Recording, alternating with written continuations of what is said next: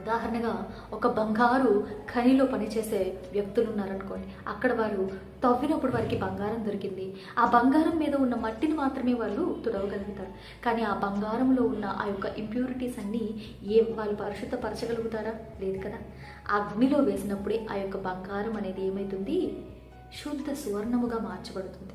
Purification అనేది జరుగుతుంది అగ్నిలో ఉన్నప్పుడే. అదే విధముగా పరిశుద్ధాత్మ అభిషేకం పొందుకున్నప్పుడు, ఆత్మ నింపుదల పొందుకున్నప్పుడు మాత్రమే మన యొక్క అంతరంగము కూడా ఏమవుతుంది? పరిశుద్ధపరచబడుతుంది. మన అంతరంగంలో మనము దాచి ఉన్న ఎన్నో హేయమైన విషయములన్నీ కూడా సిలువ వేసేందుకు మనము తయారవ్వగలం. అసలు పరిశుద్ధత అంటే ఏంటో తెలుసా? పరిశుద్ధత అంటే పాపము నుండి సంపూర్ణమైన విడుదల. యేసుక్రీస్తు మన యొక్క పాపములను కడిగి మనల్ని పవిత్రులుగా చేశాడు. అంతా కొంత విడిచిపెట్టలేదు, మొత్తం పాపములు కడిగి వేశాడు. ఒక చిన్న మొక్క కూడా ఆయన